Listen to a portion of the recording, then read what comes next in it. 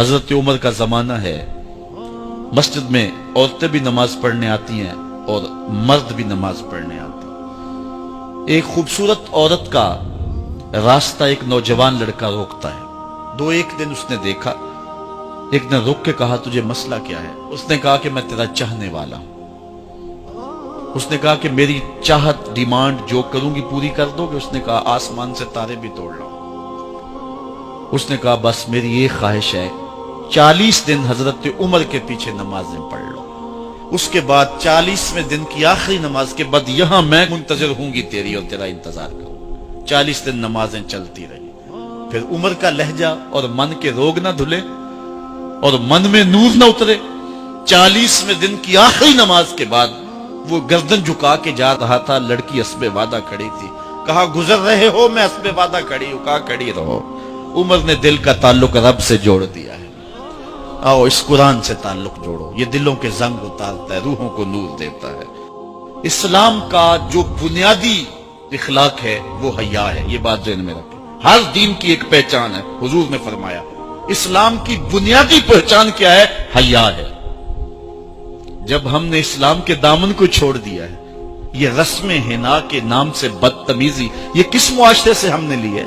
اور کیا بہوؤں بیٹیوں کا تماشا لگایا ہے، اور نیم برہنہ بیٹیاں لوگوں کی شہوانی نگاہوں کے سامنے ہیں، اور باپ بھی کھڑا ہے اور بیٹا بھی کھڑا ہے۔ نہ باپ کی آنکھوں میں حیا ہے، نہ بیٹے کی نظروں میں حیا ہے، نہ بھائیوں میں غیرت ہے، اور کہتے ہو اللہ کی رحمتیں ہمارے اوپر نازل ہوں۔ یہ تو شکر کرو پتھر نہیں برستے محمد عربی کے قدموں کا صدقہ۔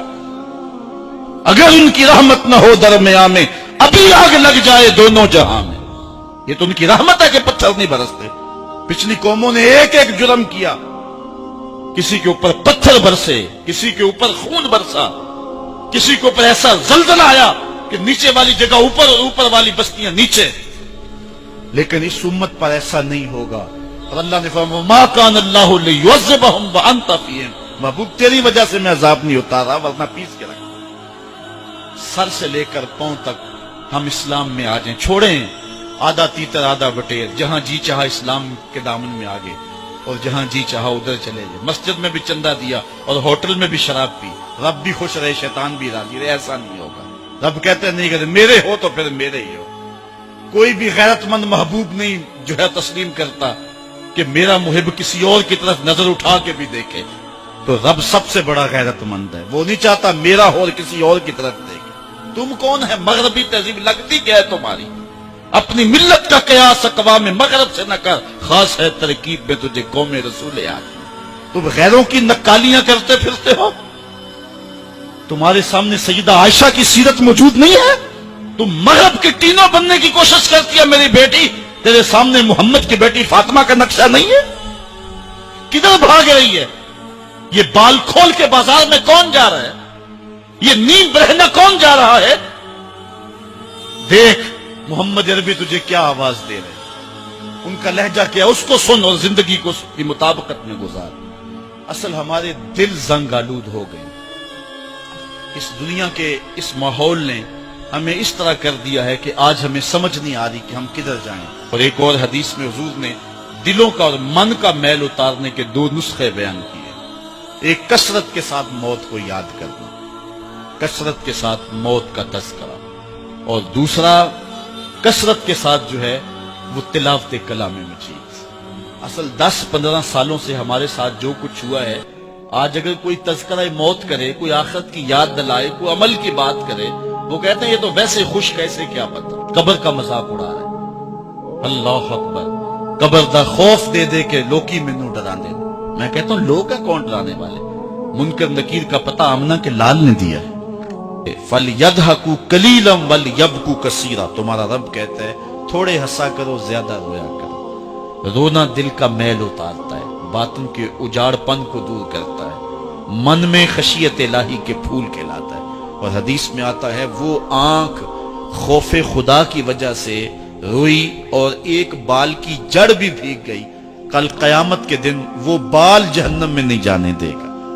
عرض کرے گا مالک یا اسے جنت دے دے یا مجھے نکال لے، تو رب بال تو نہیں نکالے گا، اللہ تعالیٰ اس شخص کو جنت عطا فرمائے۔ لا خیر فی عین لا تبکی من خشیت اللہ، امام ابو نعیم نے لکھا حلیہ میں، اس آنکھ میں بھلائی کوئی نہیں ہے جو خوف خدا میں روتی نہیں۔ رونے کا مزاج بناؤ، طبیعت کے اندر نرمی پیدا کرو۔ اگر طبیعت سخت ہے، بعض لوگ تباً سخت ہوتے ہیں، تو روزانہ شام کے وقت قبرستان میں جا کر کے کچھ وقت گزار کے آیا کرو۔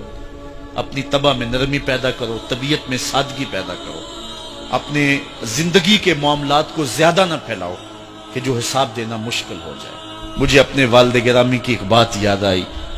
آپ فرمایا کرتے تھے جس شخص سے پیار ہو جائے نا، اس کی آخرت کے لیے سوچا کرو کہ اس کی آخرت ٹھیک ہو جائے، اس کے لیے محنت کرو، کوشش کرو، جو تم کر سکتے ہو کہ اس کی آخرت ٹھیک ہو جائے۔ ہاں، ہر بندہ چاہتا تو یہ ہے کہ میری زندگی آسودہ ہو، آسودہ ضرور بناؤ زندگی کو، لیکن خیال رکھو کہ اس دنیا کی زندگی کی آسودگی سے آخرت کی آسودگی جو ہے وہ زیادہ عزیز ہے۔ یہ 4 دن کی زندگی ختم ہو جانی، تھوڑی ہے، بالکل سانسوں کی گنتی ہے اور ختم ہو جانے والی ہے، اور وہ زندگی نہ ختم ہونے والی۔